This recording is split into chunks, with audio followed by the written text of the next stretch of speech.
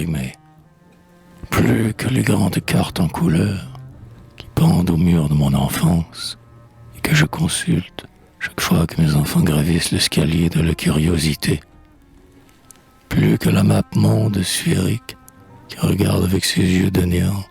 les livres de mon libraire, plus que tous ces miroirs sentants qui reflètent l'univers, plus que cette ridicule prison qui garde en vain les montagnes et les forêts et les mers et les immenses savanes, arrache à son sommeil le voyageur qui est en moi. Ces imprimés de partout, qu'on éparpille sur la grande table de la poste, puis qu'on passe de main en main, ici et là,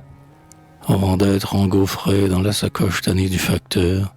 qui les distribue après les lettres d'amour ou d'amitié. Il résonne dans le silence la pensée du monde entier, puis les diverses minutes de sa vie et tous ses événements. Il voisine les mots les plus divins et les plus purs balbutiements, puis l'angoisse des hommes et leur sérénité, et l'anneau qu'on passe au doigt, puis le poignard qu'on plonge dans le cœur, et les premiers pleurs d'un enfant, et la terre qu'on jette sur un cercueil. Mots imprimés de partout, engouffrés dans une sacoche tannée, qui parlait souvent dans une langue qui m'est inconnue, et qui vous glorifiez de vos arabesques entrelacées, comme des nervures de palmiers tressées en Arabie, ou une natte coupée sous la nuque d'un Chinois, ou comme des volutes de fumée ravies au calumet d'un pot rouge d'Amérique, qui tremblotent encore comme des barbes de maïs,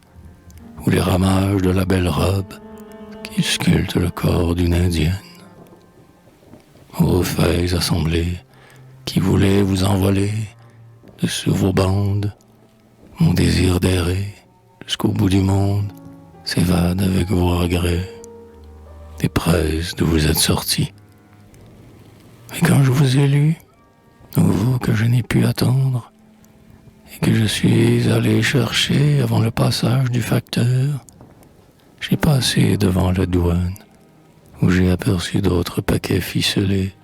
pareils à d'innombrables cordons d'ombiliques qui seraient mal coupés, et où se décanterait encore la respiration originelle. Je vois que tout se ressemble partout,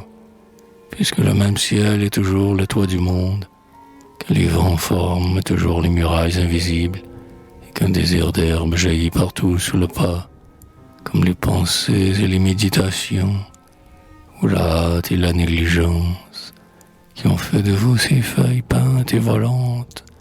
venues à moi de toute la terre.